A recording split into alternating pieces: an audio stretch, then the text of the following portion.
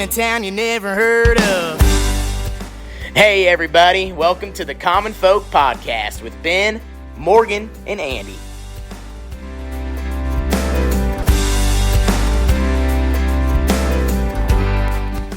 Welcome back to Common Folk. Hi. Are you going to say it? Where's Andy? We're the podcast for the people, by the people. There you go. Is that what he says? Normally Shoot. Andy says it. He's got the radio voice. But so he said, how does he say it? You do it. I can't do it. Andy's... The podcast for the people, by the people. Yeah, something like that. Something like that. No, guys, it's not like that. No, so no, we're no. down We're a down a host man. today. Yeah. We had kind of a last minute put together here, so Heck we're yeah. taking advantage of his time. So Right. Yes. A guest coming in from out of town. from we're all gonna... the way hailing from South Dakota. That's a hike. Well, that's not too far, It's really. not far, right? It feels far. Yeah. Wait, 5 hours? 6. 5 or 6, I Okay. suppose, yeah. Okay. 5 or 6, It's yeah. not horrible. So for the folks who have been listening to the podcast, you're familiar with farmfocus.com. You might be familiar with some of the brands on the website. Really, and we'll talk about this, but you could go back and say like one of the originals, really. He was super OG. Yeah. Yeah. So Cole Sonne from Sonne Farms in Mount Vernon, South Dakota. Yes, sir. You should hit your clap thing. Here we go. Too Welcome. kind. Too kind. Welcome, sir. What's going on, man? Well, my wife is the matron of honor in a wedding in Omaha, so Okay. I had about 4 or 5 hours to kill today. Knew you guys were close by, so I thought I'd say, hey, Figured what's why going not? on? Yeah. And appreciate you showing me around your shop and where you print everything. And Yeah. last stop was the room where you record these podcasts. Yeah. And I was like, well, I got another hour. I guess we could do one if you'd like to. Heck yeah, let's This is do it. perfect. Let's do it. So, Sonne Farms in South Dakota, as we talked about, what all do you guys do there? Yeah, so we're big on corn and soybeans and black Angus cattle. Actually, just coming up next week, we have our big bull day. Dad's been selling purebred black Angus bulls for the last 27 years. Well, And so we have, I think, 93 bulls available, and we actually, about last week, just sold out. So all the bulls are sold, and we're pretty excited. It's about the most bulls we've offered in a year, and everybody's sold, and just have had some great repeat customers over these last 27 years, but also with the YouTube channel. yeah. We've had some new customers from farther away coming, cool. 14 hours, 10 hours. Wow. Yeah. Okay, so Go ahead. I was going to say from not a farming standpoint, what does that mean? Like they just look at the cow online and they're like, hey, I want this guy. So How do they do this? a couple different ways. A lot of the local guys that have been around for many years just take Dad's word for it. Say, hey, I want one or two or whatever, and Dad always picks the next best ones on the list. It's all first come, first serve. Every bowl is the same price, so it kind of pays to be earlier. You're going to pay the same price whether you're early or late, and there's going to be better quality bulls earlier on. So people are always welcome to come and look over the bulls and pick out the ones they want. Lately, with people being so far away and wanting to check them out, Dad will take pictures and send pictures or videos and whatever, and let people see them. What are we looking for in a bull?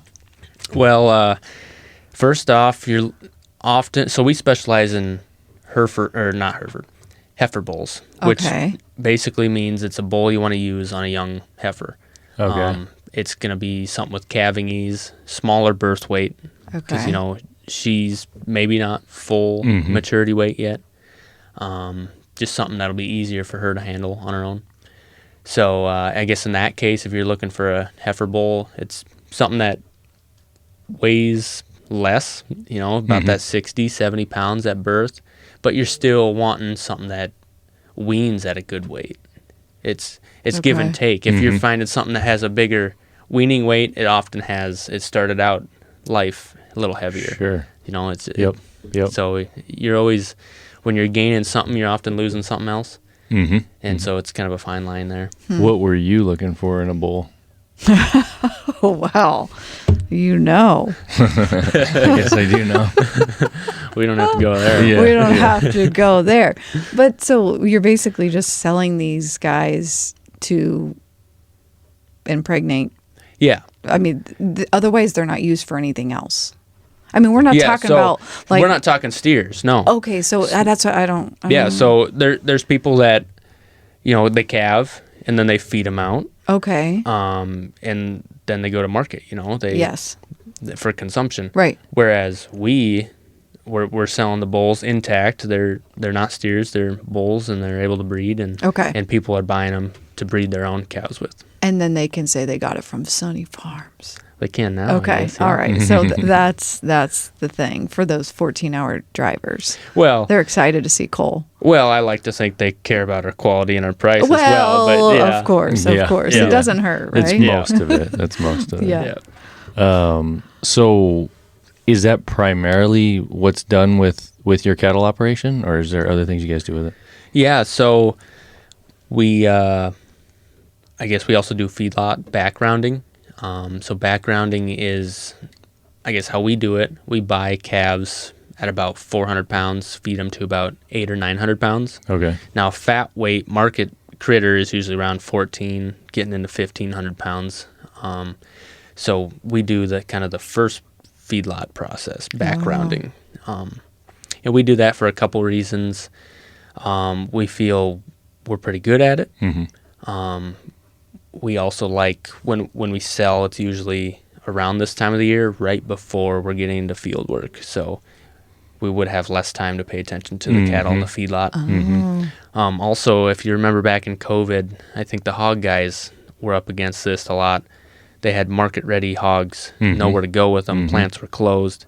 So when we're backgrounding, we still have the option to take them to fat weight if we have to, for whatever reason. But we can also take the profits now if we think there are. So you don't, so you're not, I guess, so to speak, under the gun at that point, where they're at that point, they're done.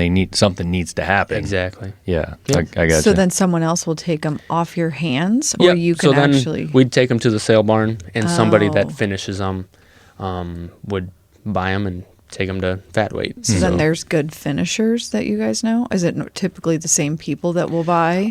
So no? we don't always know. When you go to the sale barn, you don't always know who buys them. But Dad spends a lot of time at the sale barn. He likes being there, and there's camaraderie there. Okay. He says, I want to go see my friends at the sale barn. So he pays attention, and he knows there are often same buyers that buy his cattle.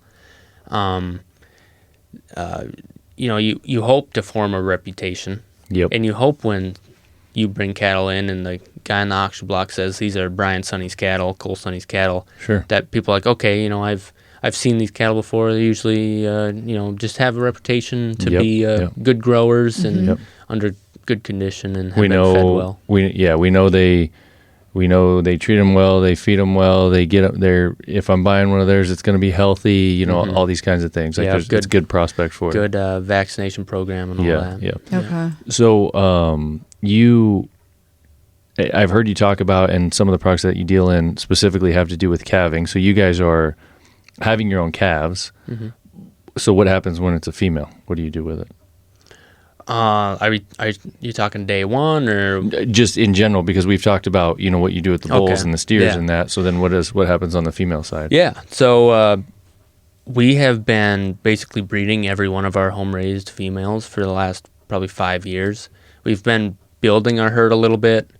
Also culling out some of the older cows with bad bags or bad attitudes, I guess. So yeah, our heifers, they've been getting bred, and then either we calve them out ourselves or we've been selling bred heifers. Gotcha. Yeah. Some people will take their home raised calves all the way to fat weight. Yep. Or they'll sell them right at weaning, which is usually in fall for us.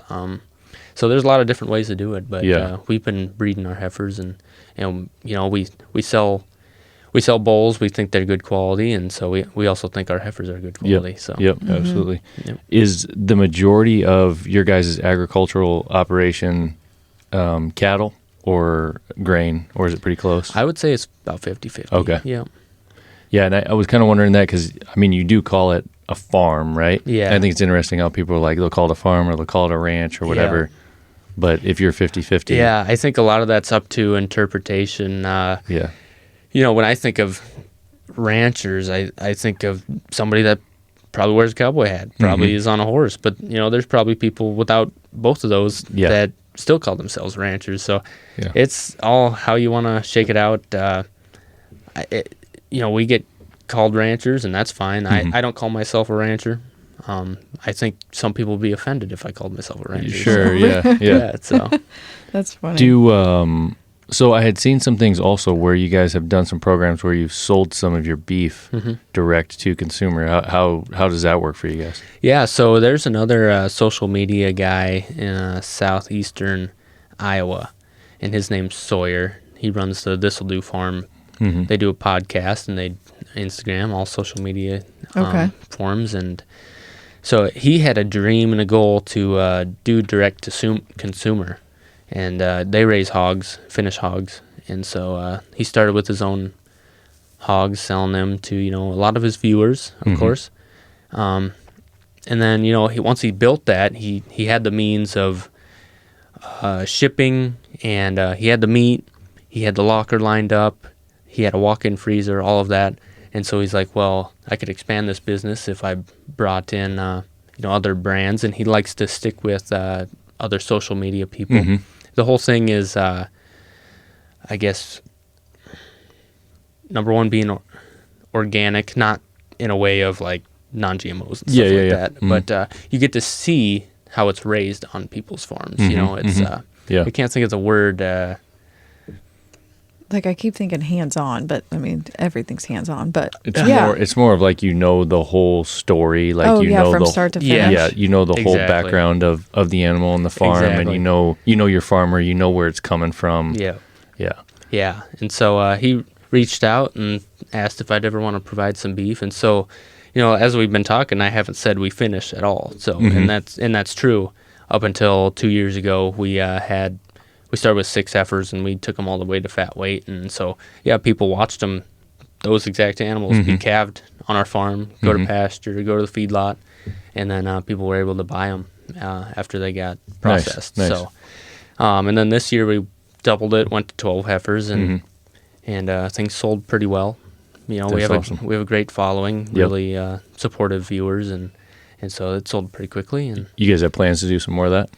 Yeah, I think so. The way we've been doing it lately is it's been the heifers that didn't get bred. You know, we go to preg check, and they didn't get bred, so they're not going to give us a calf. So we just thought, well, we'll take these ones all the way to fat weight. So it kind of depends on how well the bull did, I guess. Sure. Yeah. Yeah. With the platform that he has that you guys were selling that on, what was that? Just so people are aware of that. Yeah, so his business is called Farmer Grade, farmergrade.com. And so he works with probably 6 other people on social media, and then, of course, his own pork is on there. Farmer Grade. Yep. Okay. Yeah, so does he have, he has stuff on there that you could go on and buy at any time, I'm guessing. Yeah. But then for your stuff, it's done in specific runs. Exactly. Limited runs. Yeah. So we actually did a pre-buy because everyone's been to the grocery store. Beef is actually at an all-time high, like right now. So it takes a lot of money to buy the beef, to process it. Yeah. Get all the materials for shipping. And so we did a pre-buy in, I want to say November, December. And then the meat actually didn't get delivered till February. That way he had all the money that it would take to move all that product around and get things done. Yeah. Okay. It looks like actually just on their homepage here, there's some hot dogs from Sonne Farms. Yeah. So in February we shipped that out, and we didn't want to pre-sell out too much. So after they got everything shipped out, they realized, well, good, we still have extra. We didn't short anybody. So then a few items did get put back on the site. I think we do have a few steaks that are available even. Yeah. Some hot dogs and some How are those hot patties. dogs, man? I'm a hot dog fan. I haven't gotten to try the You hot haven't? dogs, Dang actually. it. No. All beef hot dogs. So Yeah, I dig someone doesn't just get a whole cow from you. No, it's... You don't want it. Like, have you ever thought of that? Like your neighbor, like, hey, Well, I mean, if our neighbor asked, possibly, but going back to that, we don't usually finish our own. Yes. So Okay. we have a lot of local friends that run feedlots.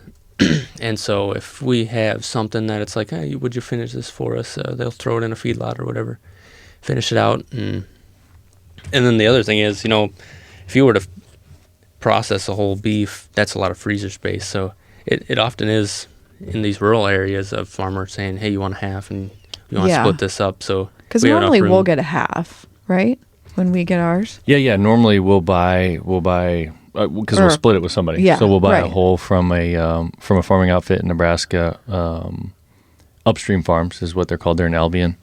We've been buying from them for a few years. They were on the Farm Focus website for a while as well, but just really aren't what it came down to. Aren't big merch guys. They don't push much merch, and they don't have like the social media thing that we'll get into with you. But phenomenal beef. So yeah, we buy wholes. I think we've got one coming next month, and then we'll split that half with a neighbor or whatever. Okay. People are always looking for it. So Yeah.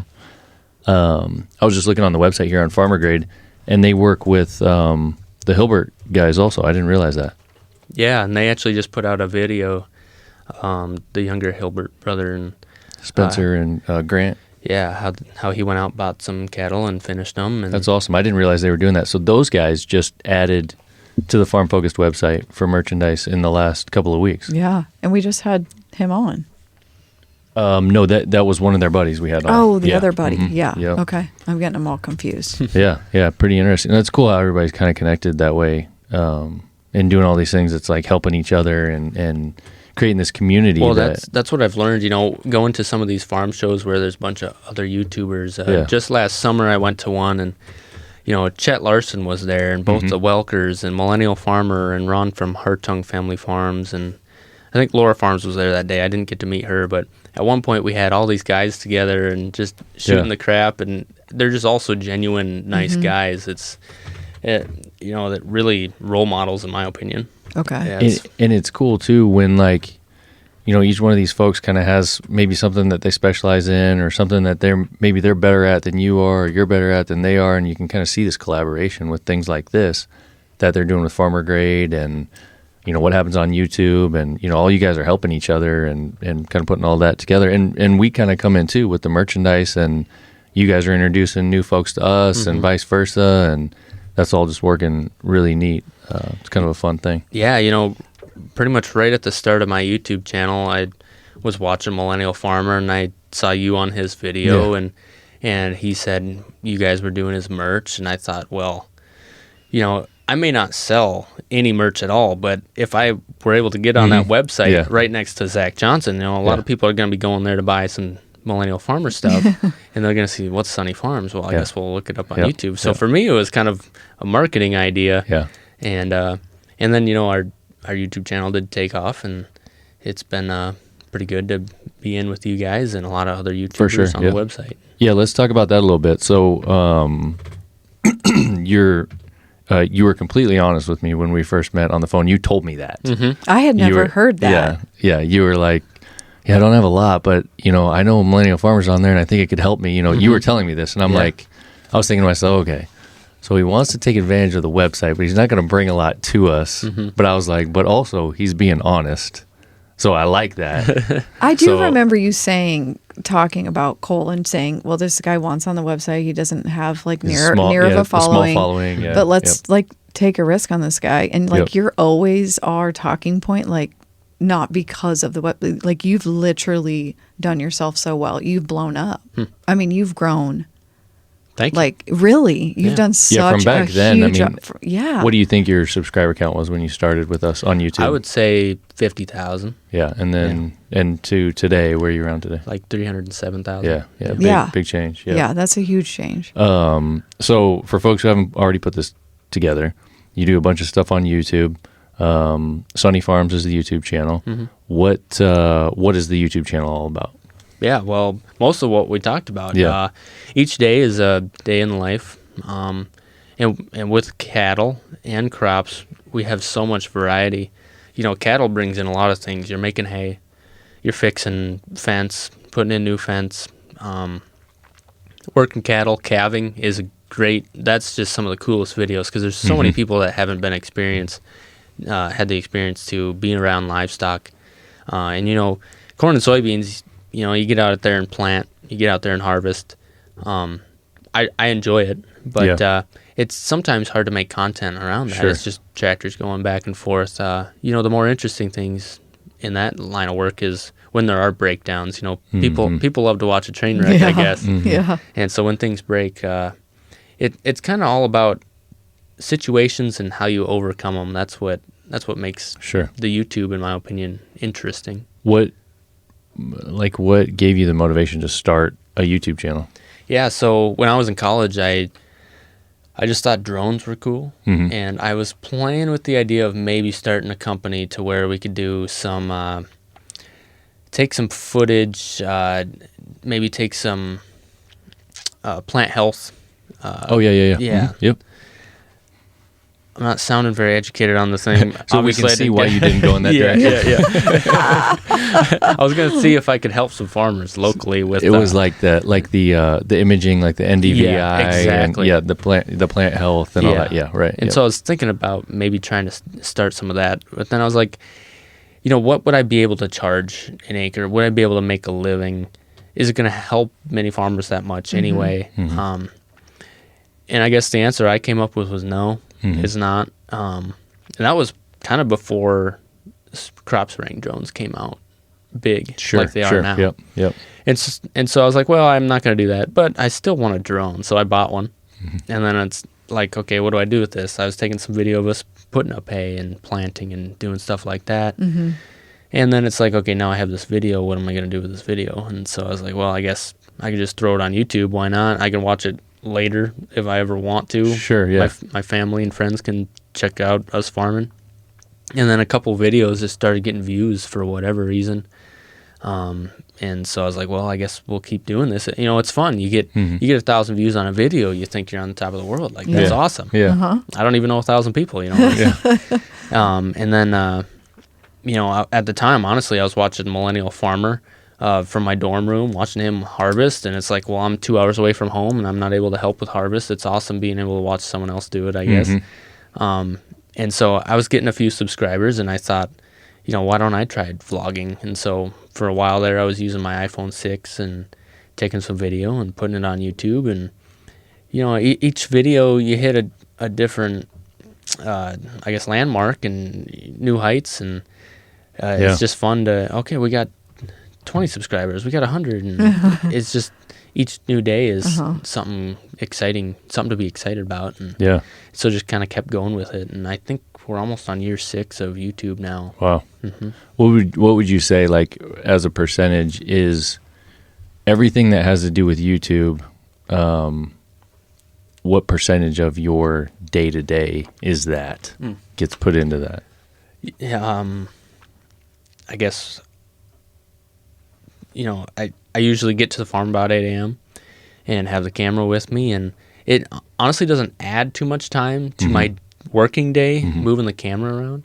And then usually about, on average, 2 hours per video to edit. But then there's other things like replying to comments, replying to maybe businesses that want to work with us or whatever. So, it's not uncommon for me to work from when I get up to when I go to bed at about 10-ish or whatever. And then there's a lot of weekends where I'm putting 4 or 5 hours in a day or whatever. So maybe, like, how often during the work day when you're at the farm are you not doing something that is inevitably going to have something to do with YouTube? You know what I mean? Like, you don't have a camera in your hand, or you're not planning okay, I need to be thinking about, we're going to need to shoot this, or like that kind of thing. You know what I mean? Yeah. So I guess since we only do 3 videos a week, there's probably 2 days on the farm where I'm doing stuff that isn't interesting, like greasing stuff that needs to be greased, some of that boring maintenance stuff.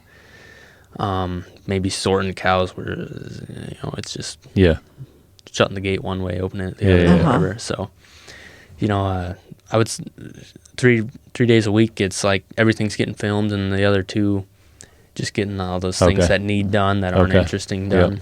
Right. Yeah. If that answers the question. It does. Yeah. That's what I'm just trying to get my head wrapped around how much time this actually takes, because I think a lot of folks, that see those videos and stuff just think, you run around with the camera here and there and you take some shots and it puts it together and you hit upload and now you've got the video. But yeah, no, it adds a lot of time, especially now having a new baby at home, 3-month-old. That she gets home from work and she's got stuff she wants to do, and it's just like, honestly, I need to sit down for a couple hours and edit this, and I have, working with brands, I have deadlines here and there, and so it's like, this needs done really quick. So no, it adds a level of stress and it adds time. It's obviously been worth it. Yeah. Because I keep doing it. Get to meet a lot of awesome people and do a little bit of travel here and there because of it. Is your dad the first generation of the farm? So he would be the third generation. Third, okay. Yeah, so around 1900, my great-grandpa moved over here from a small island called Bornholm. It's an island that's part of Denmark. Okay. He moved over here with a couple brothers and an aunt when he wasn't even a teenager yet. And then he actually never saw his parents ever again. He never went back. And so they started farming here. They settled like pretty close to where you guys are now? Yeah, so about 5 miles away is where my great-grandpa George lived.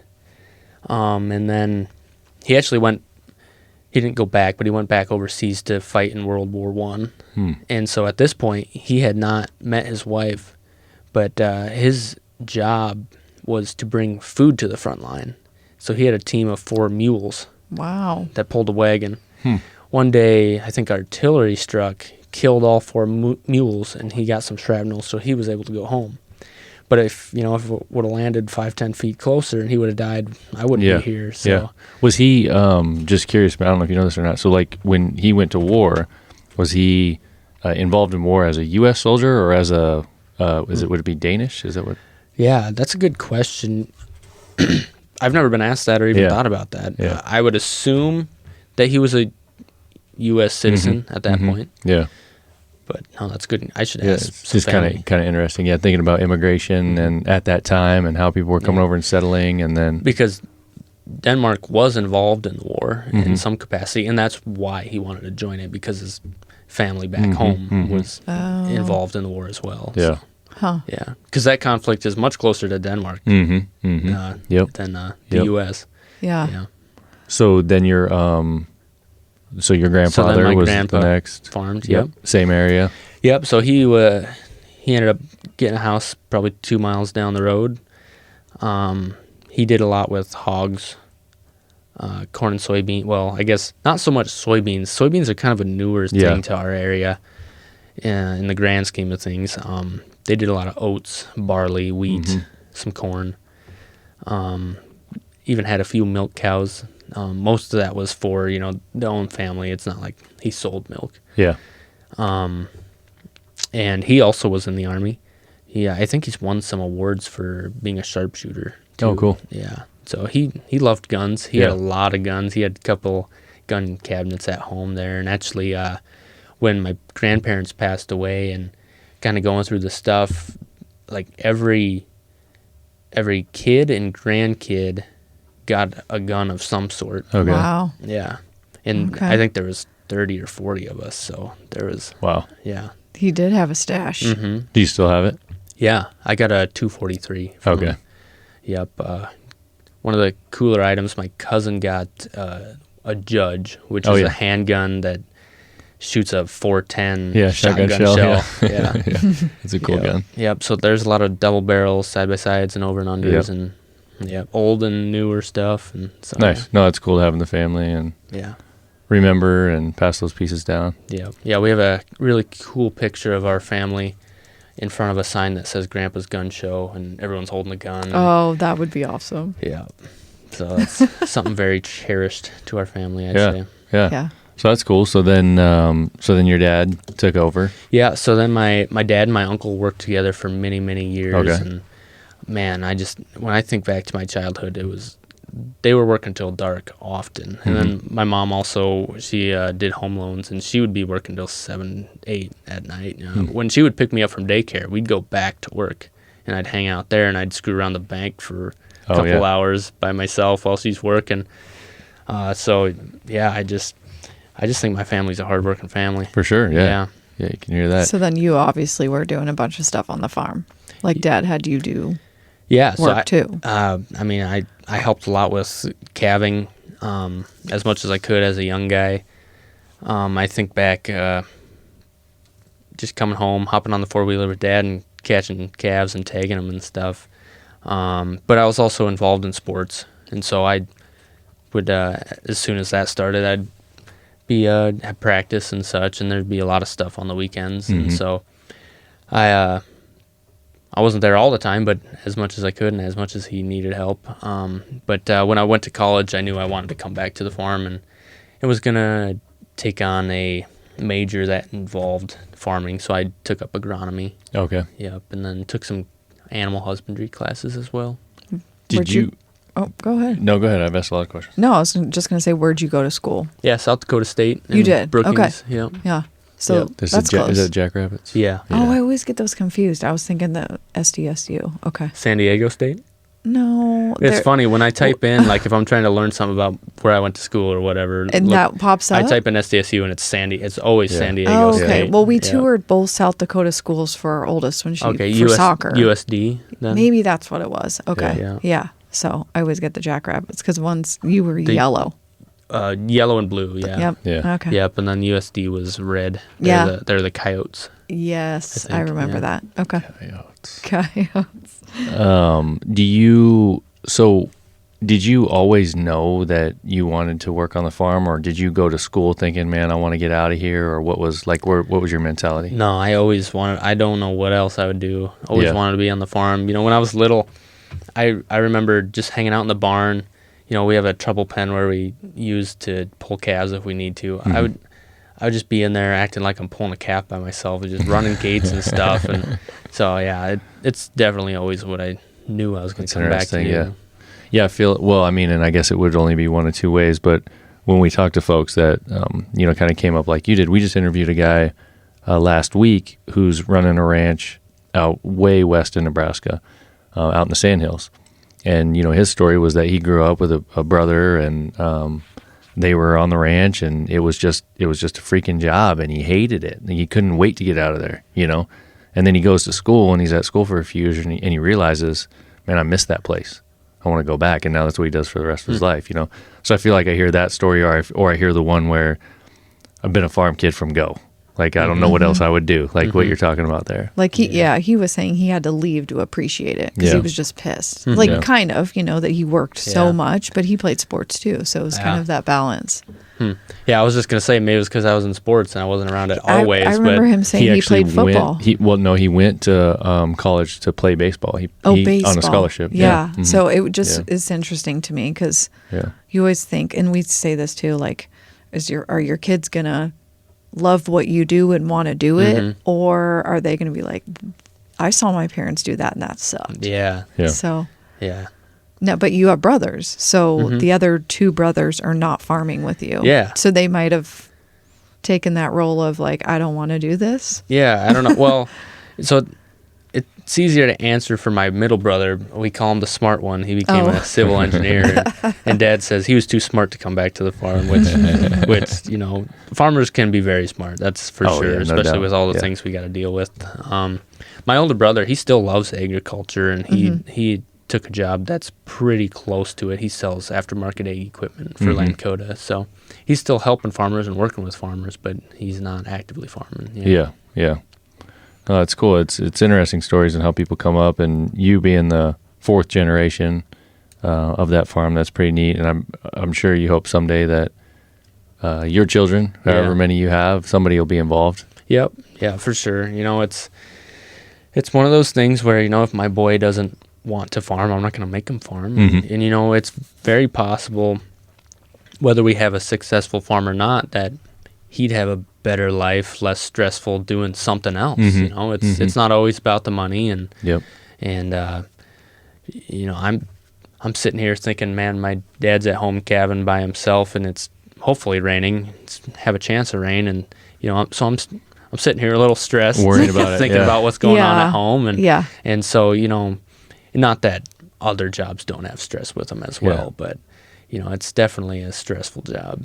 How big of a difference do you think it is for farmers/ranchers when you do and you don't have cattle? Like there's a lot of guys where they're row crop guys, right? But they don't have cattle or they don't have any livestock. And this is, by the way, your chance to take some shots at some straight up row crop guys. Yeah, well, in the last 3 years, we've had some pretty good droughts. And I just think, man, if we were just row crop, I wouldn't have to worry about the cows out there that are just eating dirt. There's nothing out there growing. But, if you're in that situation where you are just row crop guys, I'm sure they're just as stressed. There's always something. Yeah. There's something to be stressed about. It just feels like the row crop guys get to go on vacation all the time. And you always see like their posts down on the beach and on the cruise ships and all that. Yeah, we can't all inherit 2,000 acres in Iowa and Prime County, but everybody's got to work hard. Even, For sure, yeah. Even if you're quote unquote giving it to you, you still got to maintain the farm, and now there's pressure not to lose it. You're always going to have haters and whatever. And really nobody, from the outside should be mad about that. Like, if you inherit something like that, that's fine. Like you're inheriting a lot of work and a lot of commitment. That was your folks' goal to pass something on to the next generation. It's how I think it's unjust to the parents to say something about the younger generation that inherited it. It's like, well, that's taken away from what the parents and the grandparents worked so hard to do. And what's cool about farms and ranches, I think, from what I hear over the years is like, that old saying where it's like the first generation builds it and the second generation, lives off of it and the third generation loses it. Yeah, right. Yeah. But more often than not in farm stories, you don't hear that. It's each generation continues to build on it and continues to build a life and brings in more family and so on and so forth. It just kind of gets stronger and stronger for the most part in farm stories. Yeah. I think one of the hardest things is that say you have a few kids and maybe they don't all want to farm. Oftentimes the farm still gets broke out evenly between them. Sure. So it's hard to keep a generational farm that's getting split up every generation. And then you always have a sibling that maybe wants to sell, could use the money or whatever, or doesn't want to be burdened with all the decisions that are involved with owning land or whatever. And so, it's really hard to keep a farm going generation after generation for various reasons. Yeah, it is. Yeah, and in those scenarios, then the one or two that do still want to be involved have to figure out how are we going to buy all this? Yeah, otherwise it goes away. Yeah. Yeah, that's a big problem. Yeah, that's a next level problem. Can I ask you though, back to the YouTube, I keep thinking, was your dad and mom like cool with that? Like from the gates? Yeah, so really, when I was doing the drone video and I said to my parents, I want to try vlogging and talking to the camera. There was one day we were going to run some heifers through the chute, and Dad said, you should take video of this. And I thought, well, that's pretty crappy drone video, just cattle running through the chute. Like, I don't know how you're going to make that interesting. He said, no, talk to the camera and explain what we're doing. So really my dad is who pushed me to actually start talking to the camera. And then right away he was kind of in there, and he likes to have fun and he likes an audience. So he got right in there, really. Were you when you were younger, were you like a quiet kid, or do you think like you would have looked at you at a younger age and said, yeah, someday that kid's going to be making videos? No, I definitely never like set out to make videos or really even had like a dream or a goal to do that. I mean, like, were you like outgoing or were you like reserved? I would say for the most part, I think about college and we'd be walking around on the sidewalk and my friends would say, man, you just like know everybody, don't you? Because I'm saying hi to all these different people. And so I would say I'm somewhat so you were outgoing. the popular. I wouldn't say popular, just maybe outgoing. Out of Popular, 20 or 30 athletic, kids in your class, right? Yeah. Good looking guy. All the so good there stuff. you go. Yeah. Keep talking. Thank you. I mean, hello. He's just not boasting about himself enough. So, so I mean, that makes sense. So like you said, you're outgoing. And then I guess basically what I'm getting at is when it came time for the camera and the YouTube thing, some of that kind of came natural. It wasn't like a struggle for you. Yeah. Sometimes it's hard to articulate what you're trying to say. But luckily I'm the one doing the editing, so I've had it before where I tried to say just a short phrase and it took me 10 times to say it for whatever reason. So, I get chances. That's what's nice about not doing it live or whatever. Yeah. See, I think that would be so hard to talk to yourself. Like sometimes I don't even like listening to the podcast back because I'm like, God, I sound so cringy. But that's the weird thing about it. I just feel like I've always narrated my days to myself as I'm going along doing things. So now I just open my mouth and say it to the camera. Okay. I don't know if that makes me insane or what. No. Do you, when you get home, like if you're doing a full day of recording or whatever, when you get home, are you done talking, or do you still have a bunch of gas and you're still chatting? Yeah, I'm usually done talking. Yeah. So wait, great. Your wife gets none of it. Yeah. We've talked about this before. People are like, oh my God, your husband, he talks a lot. I'm like, no, he doesn't. He's actually pretty chill. Like I get home, I put my headset on, and I just try to go to work, I guess. Back to work. Yeah. The thing about it is when I edit the same day I film, I know what I'm looking for. Sure. And it's kind of fresh, and so I can do a better job and be a little bit more efficient. Makes sense. And then also, I just hate the fact when there's work that I could be doing, I just like to get stuff done. Yeah. Oh, so you do it that day? That night, Wow, you're on it. Okay. Is that typical when you talk to other people, other YouTubers? Not always. You know, I've talked to some where they say it takes 6 to 8 hours to edit a video, and I'm like, I don't know why it's taking that, because I'm just cutting stuff out that's garbage, and it's really just chronological, and I try to be as efficient as possible and really start to end about 2 hours into it in a video. So I don't know. Yeah. Some people, I have a couple friends that are trying to do it too, and they're like, I got stuff from 6 months ago I haven't edited. But then it could pile up if you're not on it. That makes sense. And if it's like weighing on you and you haven't done it yet, you're that type of person, then you might as well just do it that day. Yeah, I get it. When and where did you meet your wife? Online, actually. Okay. Really? Yeah. And everyone always asks this, the next question is probably the same question from everybody. Did you get catfished? No. Okay, I'm kidding. Was it on Farmers Only? No. It wasn't. Not that the website was any better. It was Tinder, actually. Okay. Which doesn't have a great so you were rep. like the swiping. You were swiping in the right direction or whatever. Yeah. And actually, I think it was about 5 years ago. I went to a wedding in Omaha, which got our phones close enough because she's from Lamar's. Oh, so Tinder's picking up who's around you. Yep, it's a radius thing. Oh, snap. So that's how you guys got together. Yeah. So your phones knew each other. So she had quite a few friends and family that met their now spouses that way. So Really? they talked her into downloading it, and yeah. So was she a swipe right, or what's the keep? Is it the up? I think swipe left was good. So she's left. Yeah. Okay. I can't ever remember. Well, So I don't know, but I haven't been on the app for years now. So. Okay, let's be clear. Yeah. And when I was saying catfish, like I just wondered, like when I always think of like, oh, that's what I always think of. Like there's got to be some fakeness. Oh, I'm sure. Yeah. Out there that just would be scary. So Sorry. what happens? So like you're at some wedding, and then you pull up your app, and then it shows you like ladies so it's who are interested or whatever. It's basically her name. Well, it's a bunch of different people within your radius. Yeah. And even if you swipe yes, that doesn't mean that they already did or so are then going does it to. send them a message if you do that or something? Well, if they swiped yes too, then you match. Okay. Oh. And then you're able to send a message at that point. So that's totally based on looks at first.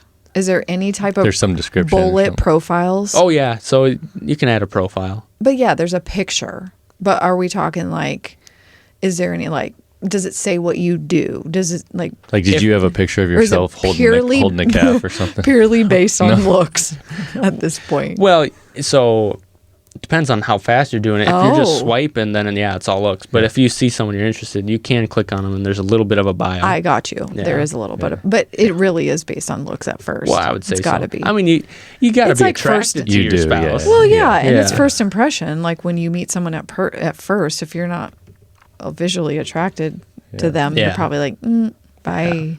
Yeah. So you guys met up. So did you meet at that wedding then or No. Okay. No. So then we talked for probably 2 months. Okay. And then after harvest was over, we were like, we should meet. And so she's from Lamar's and I'm from Mount Vernon. I'd usually tell people Mitchell because more people know what Mitchell is. But Sioux Falls was is like the biggest town and city in South Dakota, Okay. but it was also the meeting point. It was basically right in the middle between us. So we met there and Okay. we went axe throwing. Oh, God. I don't know. Was that a good first date? I won. I don't know if that matters, but and then I guess we kept talking and hanging out, and so it was a 2-hour and 45-minute drive to get to her house and vice versa. So we took turns every other weekend, basically. So you did that kinda for a busy. while. About a year. Okay. Yep. And then my mom actually wanted to slow down in her job, and Tiffany wanted to kind of take over that sort of line of work. And so when Tammy was switching positions, my now wife applied for her position in Oh. Mitchell, and she got it. And so that's what got her to move up here. Okay. Yeah.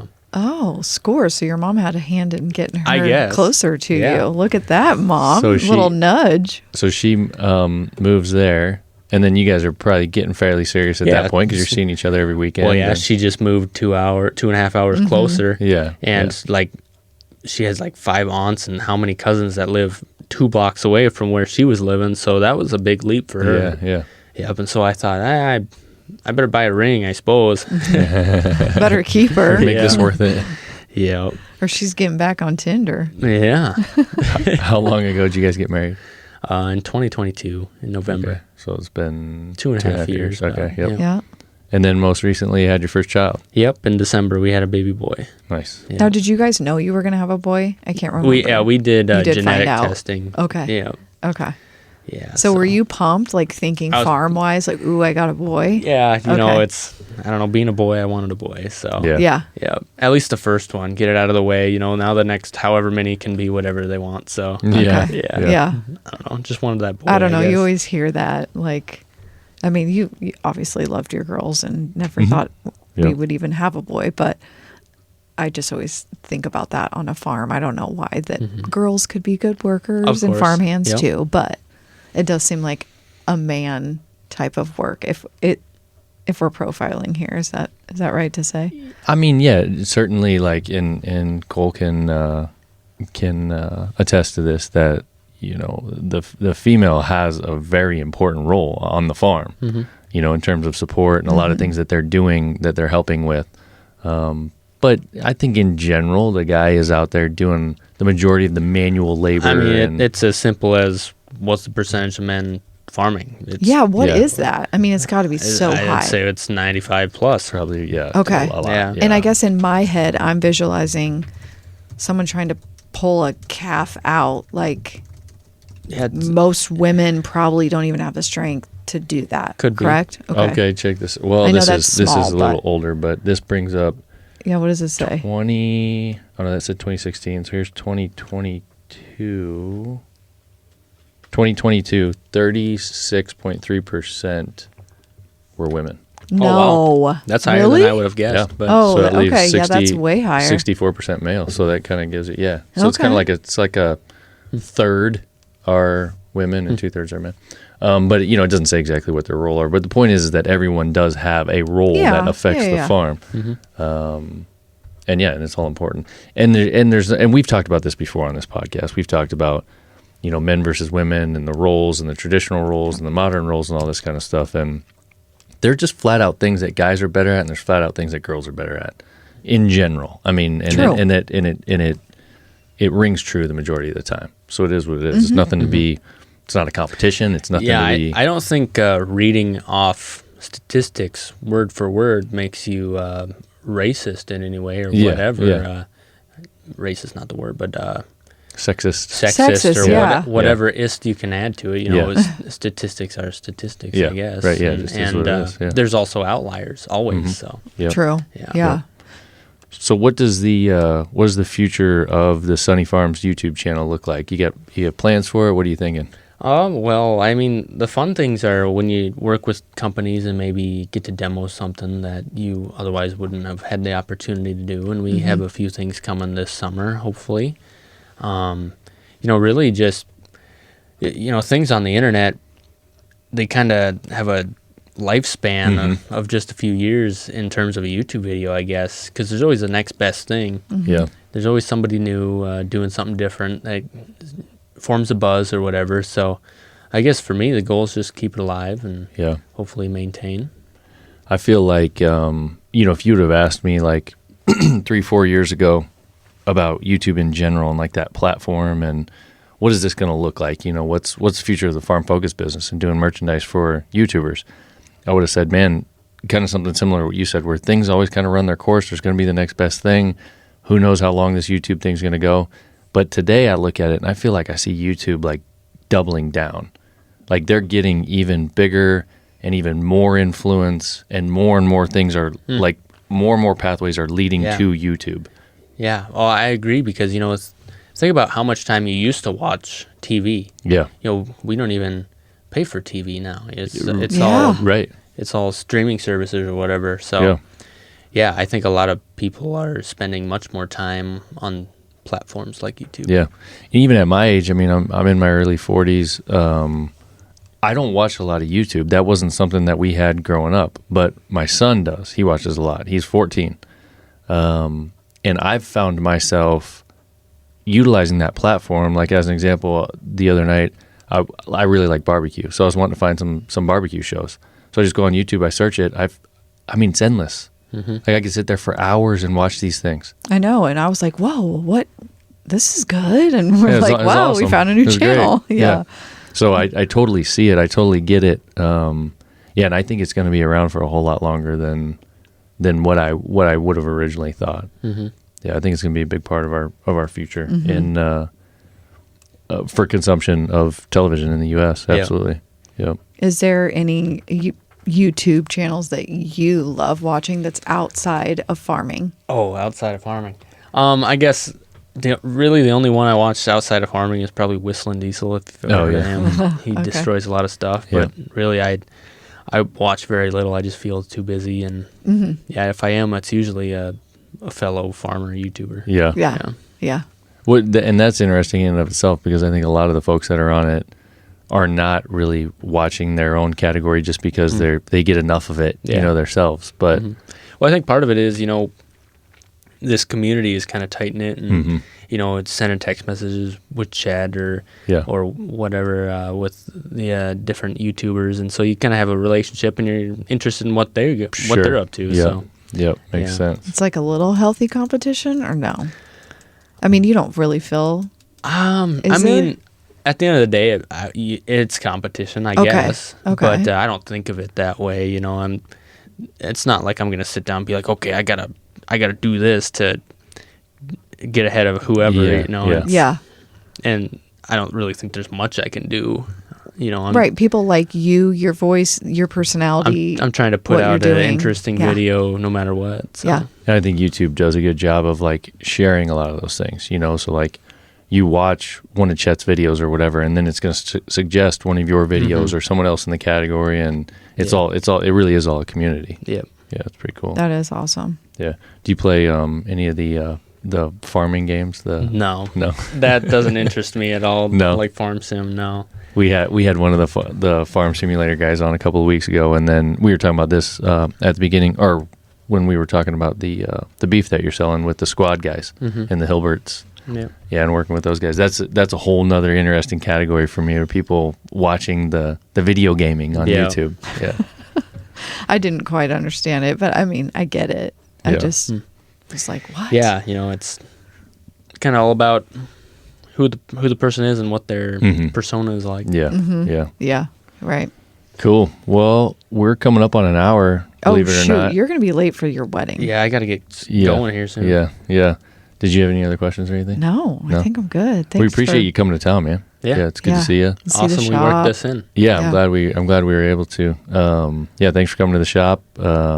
If folks are looking, if you want to check out Cole's gear, farmfocused.com, you can look under brands. You'll see Sonne Farms, or you can go to farmfocused.com/ is it Sonne Farms or Sonny-Farms?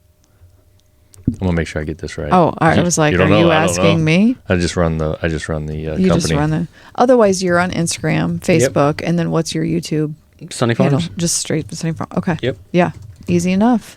So what I was going to tell folks, anyway, so it's /Sonne Farms, all one word. If you go on there and you buy merchandise, you can use a discount code for the for the podcast. So the discount code is Common Folk. So if you use the discount code, you'll get 20% off anything on the Farm Focused website. So check out Cole's stuff. Go to the website, click on brands, look for Sonne Farms, check out some of the other ones. Take advantage of the discount code for being a Common Folk listener. Yeah. Sounds good. Yeah. All right, man. Thanks, Well, thanks again, Cole. buddy. Thanks for coming. We'll get you out of here and head to the wedding. Sounds good. Get Thank your you. All right. dance on. Yeah. Peace. See ya.